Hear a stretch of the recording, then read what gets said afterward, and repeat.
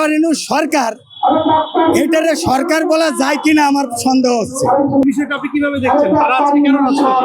আমি মনে করি ডক্টর ইউনূস সরকার, এটারে সরকার বলা যায় কিনা আমার সন্দেহ হচ্ছে।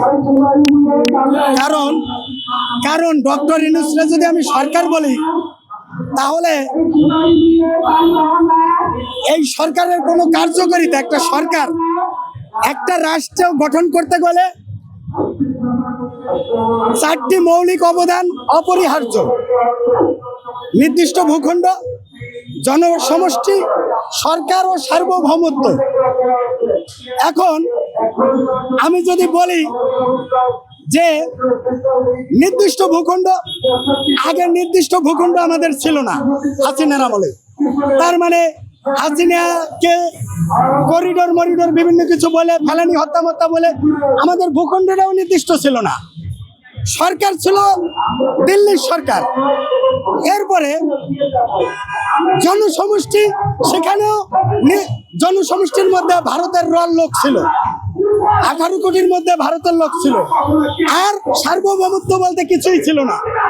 আগে সরকার ছিল, আগের বউ ছাড়িয়ে দিলাম চাল চিবানের ডরে, এখন এটা আইসা দেখি ধানে চালে ভরে। আগে যেমনই সরকার ছিল, যেমনই ছিল, দুধে খাইতে পারছে গরিব দুঃখী মানুষ। এখন ডক্টর ইউনূসে আইসা সে এমন করতেছে। আর এখানে আমরা কোনো দল না, আমরা একটাই দল, জনগণের দল করি। আমরা এনসিপি, বিএনপি বলেন, অমুক দল বলেন, তমুক দল বলেন, আমরা কোনোটারে, আমরা জনগণের দল। আমরা কোনো এজেন্ট দেব না। শেখ হাসিনা ৭১ বেচে বেচে খাইয়া জনগণের শোষণ করছে। আর যারা জুলাই বেচে এনসিপি গঠন করিয়া এই জনগণের মারে, সেটার পক্ষে আমি নাই। আমি বলি এই শাহবাগে দাঁড়াইয়া আমি পক্ষপাতী না, জনগণের কষ্ট দিয়া।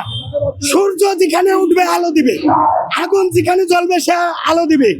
আমি মনে করি এখানে না আটকাইয়ে, আমার ব্যক্তিগত মত, আমরা সরোয়ার দিতে যাইতে পারি, যে কোনো জায়গায় যাইয়া আমরা কথা বলতে পারি। সত্য কথা, ভালো উকিল যদি চেম্বার সাগরের নিচেও করে, তার ওখানে মক্কেল যাবে। আর অথর্ব উকিল যদি কোর্টে দাঁড়ায় কয় আমি একজন উকিল, তার কাছে কেউ যাবে না। জুলাই যোদ্ধারা তারা এই পথ আটকিয়ে, আমার ব্যক্তিগত মত, আমরা সরোয়ার দিতে বা যে কোনো একটা নিরাপদে জনগণের দুর্ভোগ না হয়, এটা আমি বলবো। আমরা ধরছেন। আর আমি একটা মেসেজ দিতে চাই আজকে, যে ডক্টর ইউনূস, আপনি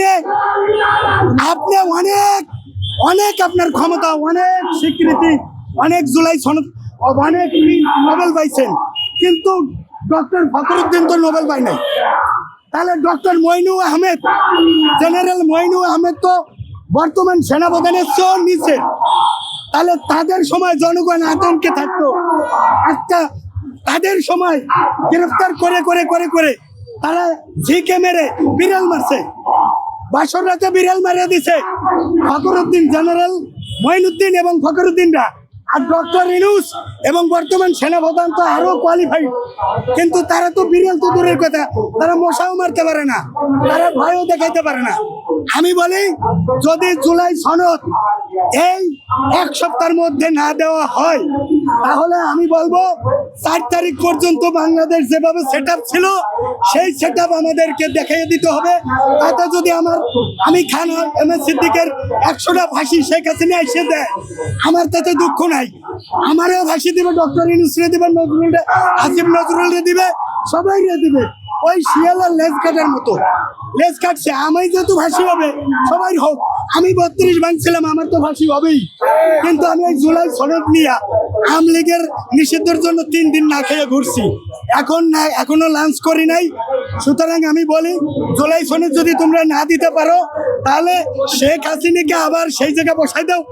আর তার যে প্রশাসন যেভাবে সেট ছিল ওইভাবে দাও, তারপরে জনগণ বুঝে নিবে কারে কি করবে। এই হলো আমার হুঁশিয়ারি বার্তা। তোমরা জুলাই সনদও দিতে পারবে না, আবার দেশটারে একেবারে ধ্বংসের দ্বার প্রান্তে নিয়ে যাচ্ছ। হ্যাঁ, আর আমরা আইয়া আইয়া আমাদের জুলাই আমাদেরকে বেছে বেছে তোমরা খাবা, তা হবে না।